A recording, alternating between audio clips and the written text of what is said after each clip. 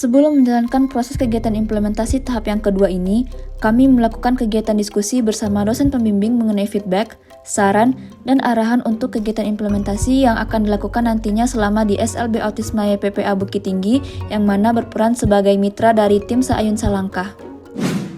Setelah proses diskusi bersama dengan kepala sekolah telah selesai, kita memulai kegiatan sosialisasi kepada kepala sekolah, para guru, dan staf di SLB Autisma YPPA Bukit Tinggi.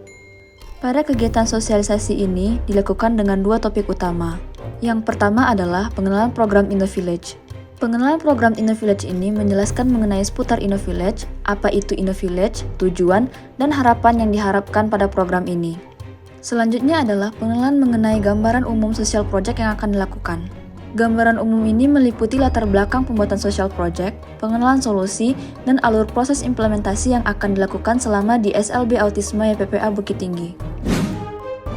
Yang kedua, setelah sosialisasi mengenai pengenalan program InnoVillage dan gambaran umum, kami juga melakukan pengenalan aplikasi yang akan digunakan selama kegiatan social project ini dijalankan.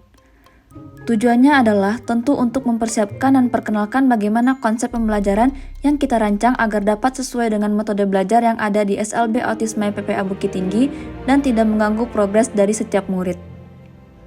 Hal ini sangat penting karena salah satu harapan dari aplikasi ini yaitu untuk mempermudah dalam melakukan proses pembelajaran dan sesi terapi yang dilakukan. Untuk itu, kami harus menyesuaikan dengan metode belajar yang diterapkan oleh SLB Autisma YPPA Bukit Tinggi. BIMU, Bicara Itu Mudah, merupakan sebuah aplikasi yang diperkenalkan oleh tim Seayun Salangkah yang mana salah satu kegunaannya sebagai pengganti media gambar konvensional yang cenderung mudah rusak dan sulit untuk dibawa kemana-mana dalam jumlah yang banyak.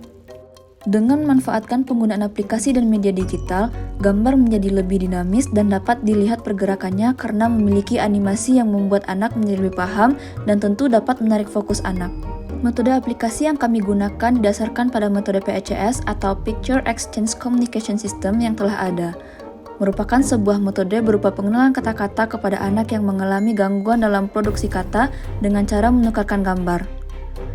Metode ini terdiri dari 6 tahapan yang mana telah disesuaikan dengan modul pembelajaran PECS.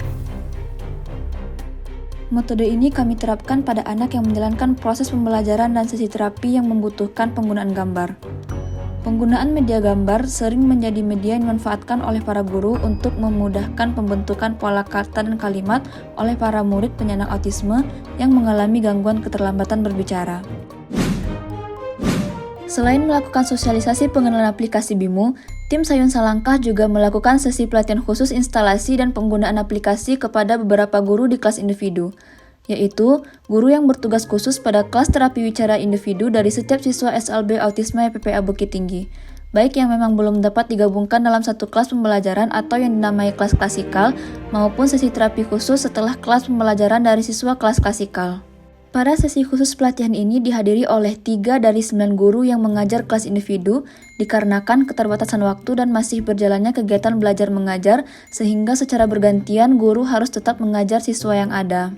Namun, terkait konten tata cara instalasi dan penggunaan aplikasi tetap kami bagikan kepada seluruh tenaga pengajar agar yang tidak dapat mengikuti sesi kali ini tetap dapat melakukan instalasi dan familiar mengenai penggunaan aplikasi. Selanjutnya, secara berkala kami tetap melakukan pendampingan penggunaan aplikasi secara terpisah pada setiap kelas klasikal dan kelas individu bersama guru dan murid. Pada kegiatan pendampingan ini, kami juga menjawab pertanyaan dan kendala yang dialami oleh para guru terkait instalasi dan penggunaan aplikasi BIMU sebagai alat bantu pembelajaran dan sesi terapi di SLB Autisma YPPA Bukit Tinggi.